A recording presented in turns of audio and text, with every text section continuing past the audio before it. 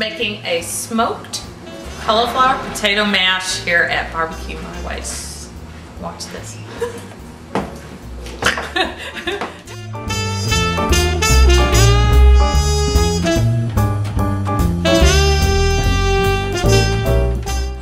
Alright, so we have some cauliflower and a little bit of shallot, and we are going to coat it. You could use onion too, right?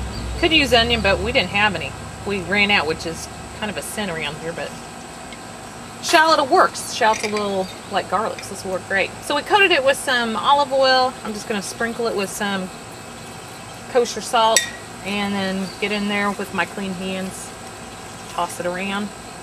This is just to make sure it's all, each piece is pretty well coated so that when we put it in the grill pan, it doesn't stick and it does impart some flavor. Dave's going to put it on the grill, infuse some smokiness, and then we're going to mash it.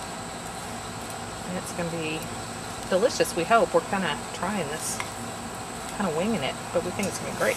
Alright, throw it in your grill pan. Throw it on the grill. Grill up like he always does for indirect heat with a piece of hickory separating the charcoal. And we'll just set that in the middle. And then we'll put on the lid. And that's going to give us that smoke.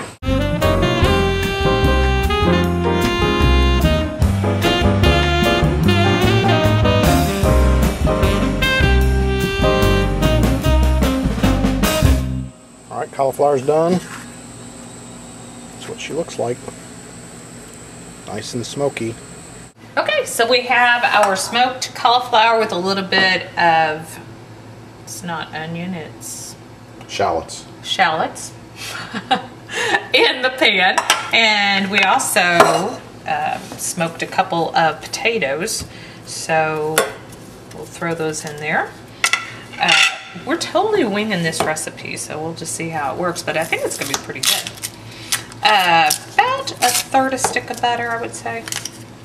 We want to keep this kind of healthy because the cauliflower is very healthy. Potatoes, you know, pretty healthy.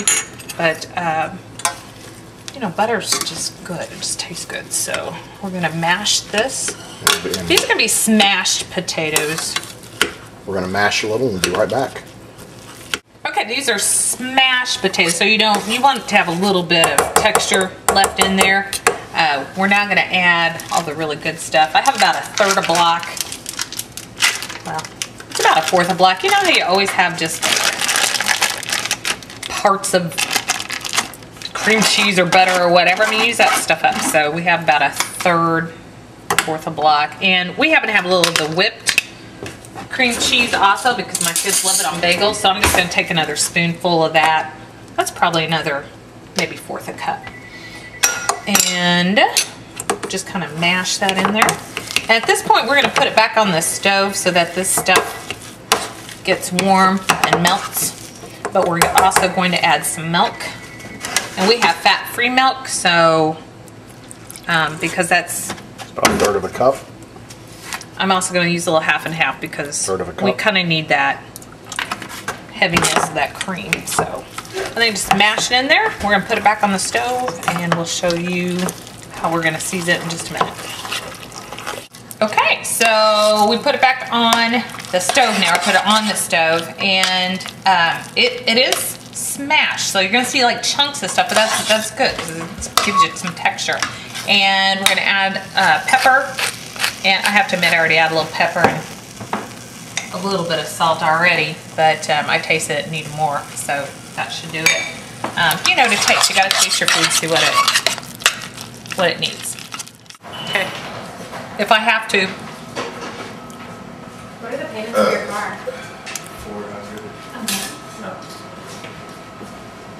That's really good.